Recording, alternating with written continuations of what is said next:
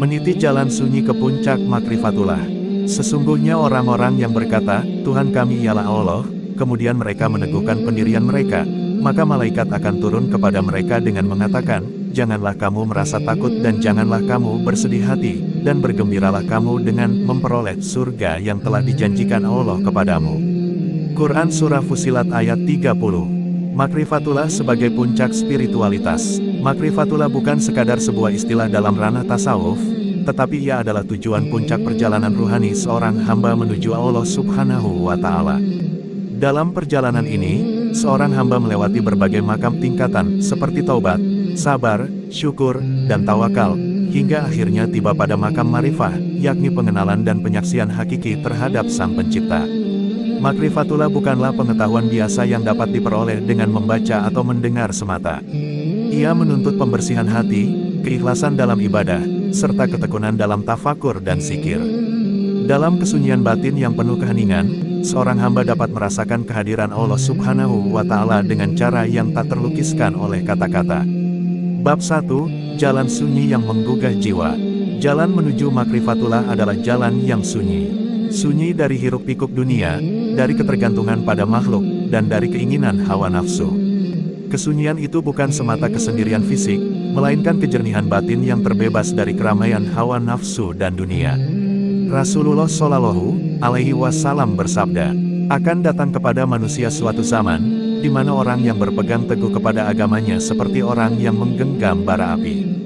Hadits riwayat At-Tirmidzi, nomor 2260. Hadis ini menunjukkan bahwa jalan kebenaran itu penuh perjuangan. Seorang salik penempuh jalan spiritual akan diuji dengan berbagai kesulitan, ketakutan, kefakiran, ketidaksukaan orang lain, hingga rasa sepi dalam perjuangan.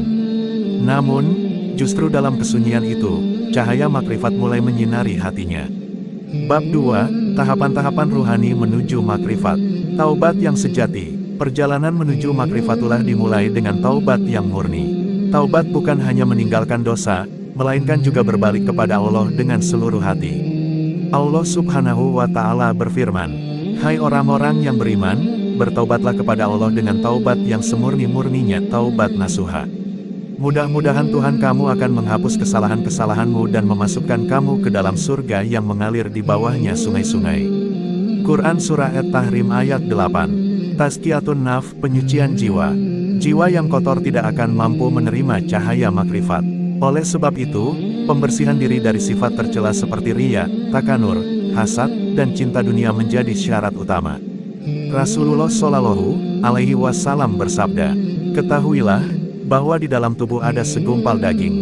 Jika ia baik, maka seluruh tubuh akan baik. Jika ia rusak, maka seluruh tubuh akan rusak.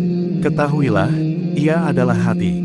Hadits riwayat Al-Bukhari nomor 52 dan Muslim nomor 1599. Mujahadah dan riyaadah. Perjuangan spiritual membutuhkan latihan yang konsisten, seperti memperbanyak salat malam, puasa sunnah, zikir, dan membaca Al-Quran. Semua ini adalah bentuk mujahadah kesungguhan dalam mendekatkan diri kepada Allah. Allah Subhanahu wa Ta'ala berfirman, dan orang-orang yang berjihad untuk mencari keridaan kami, benar-benar akan kami tunjukkan kepada mereka jalan-jalan kami. Dan sesungguhnya Allah benar-benar beserta orang-orang yang berbuat baik. Quran Surah Al-Ankabut ayat 69. Bab 3, Zikir dan Tafakur, kunci untuk membuka hati. Makrifatullah bukan hasil dari akal semata, tetapi buah dari hati yang hidup.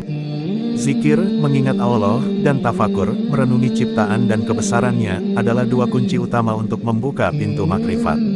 Allah Subhanahu wa Ta'ala berfirman, orang-orang yang berzikir kepada Allah sambil berdiri atau duduk atau dalam keadaan berbaring dan mereka memikirkan tentang penciptaan langit dan bumi, seraya berkata, wahai Tuhan kami, tiadalah Engkau menciptakan ini dengan sia-sia. Maha suci Engkau, maka peliharalah kami dari siksa neraka. Quran Surah Ali, Imran ayat 191. Zikir tidak hanya berupa ucapan di lisan, tetapi juga kehadiran hati yang senantiasa terhubung kepadanya. Seorang salik yang istiqomah dalam zikir dan tafakur akan mendapati jiwanya tenang, bahkan dalam kesendirian. Allah Subhanahu wa Ta'ala berfirman, ingatlah, hanya dengan mengingat Allah hati menjadi tenteram. Quran Surah Ar-Ra'd ayat 28. Bab 4, fana dan baka dalam makam makrifat. Ketika seorang salik mencapai puncak perjalanan rohaninya, ia akan mengalami apa yang disebut para sufi sebagai fana, yaitu lenyapnya ego dan kehendak diri dalam kehendak Allah Subhanahu wa Ta'ala. Bukan berarti ia kehilangan identitas, tetapi ia tidak lagi memandang segala sesuatu kecuali dalam kerangka tauhid yang murni.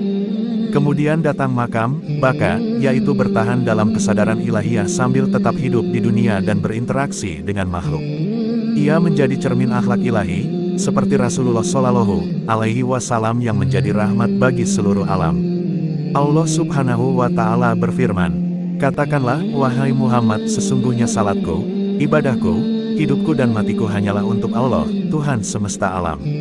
Tiada sekutu baginya, dan demikianlah aku diperintahkan, dan aku adalah orang yang pertama-tama menyerahkan diri kepada Allah." Quran Surah Al-An'am ayat 162-163. Bab 5, Makrifatullah dalam cahaya Al-Quran. Makrifatullah bukanlah pencapaian di luar syariat, melainkan puncak dari pengamalan syariat yang dalam. Al-Quran adalah petunjuk yang sempurna menuju Makrifatullah. Dalam ayat-ayatnya, Allah memperkenalkan dirinya sebagai Ar-Rahman, Maha Pengasih, Al-Halim, Maha Penyabar, Al-Aziz, Maha Perkasa, dan As-Sami, Maha Mendengar.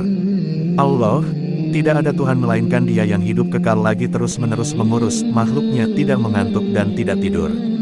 Kepunyaannya apa yang ada di langit dan di bumi. Quran Surah Al-Baqarah ayat 255. Ayat ini, yang dikenal sebagai ayat kursi, adalah salah satu bentuk pernyataan makrifat yang tinggi.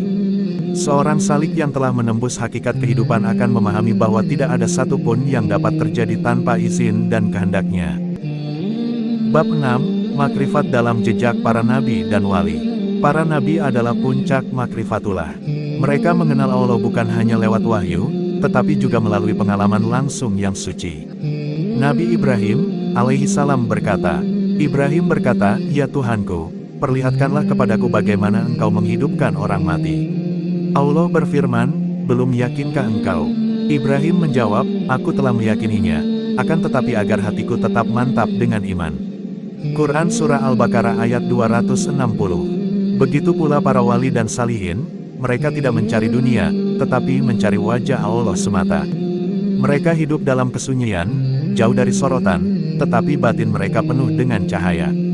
Imam Al-Ghazali berkata dalam kitab Ihya Ulumuddin, "Barang siapa mengenal Allah dengan sebenar-benarnya, maka tidak akan ada sesuatu pun di dunia yang mampu mengikat hatinya." Bab 7, Tanda-tanda Makrifatullah. Tanda seseorang telah mengenal Allah bukanlah banyaknya ilmu yang ia miliki, melainkan akhlaknya yang mencerminkan sifat-sifat Allah. Orang yang arif bila akan 1. Merasa cukup dengan Allah. 2. Mencintai makhluk karena Allah. 3. Tidak silau dengan dunia. 4. Sabar dalam kesulitan dan syukur dalam nikmat. 5. Tidak mencela takdir, karena ia yakin semuanya datang dari Sang Maha Bijaksana. Rasulullah Shallallahu Alaihi Wasallam bersabda, "Rasakan manisnya iman orang yang ridha Allah sebagai Tuhannya, Islam sebagai agamanya, dan Muhammad sebagai Rasulnya."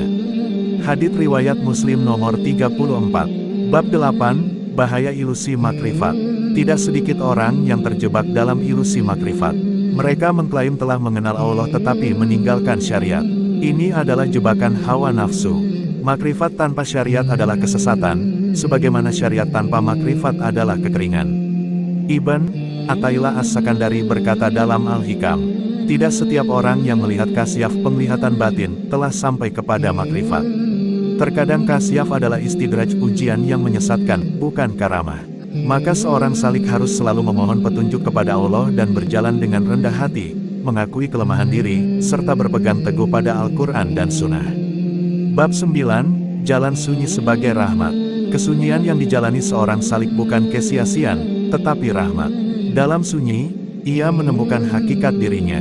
Ia sadar bahwa ia hanyalah hamba yang lemah. Maka lahirlah tawadu, khusyuk, dan kepasrahan kepada Allah Subhanahu wa Ta'ala. "Dan aku tidak menciptakan jin dan manusia melainkan supaya mereka menyembahku." Quran Surah As-Sariyat ayat 56. Ketika seseorang benar-benar mengenal Allah, maka ibadah bukan lagi beban, melainkan kebutuhan jiwa. Ia tidak mencari pahala, tetapi mencari perjumpaan dengan Sang Kekasih. Penutup, meniti sunyi, menemukan Allah. Meniti jalan sunyi ke puncak Makrifatullah adalah perjalanan panjang yang penuh rintangan, tetapi juga penuh keindahan. Ia adalah perjalanan kembali ke fitrah, kembali ke Allah Subhanahu wa Ta'ala. Barang siapa bersungguh-sungguh, maka Allah akan membimbingnya. Dan apabila hamba-hambaku bertanya kepadamu tentang aku, maka jawablah, sesungguhnya aku adalah dekat. Aku mengabulkan permohonan orang yang berdoa apabila ia berdoa kepadaku. Quran Surah Al-Baqarah ayat 186. Semoga kita semua diberikan kekuatan untuk terus berjalan, meskipun dalam kesunyian, menuju cahaya Makrifatullah yang hakiki.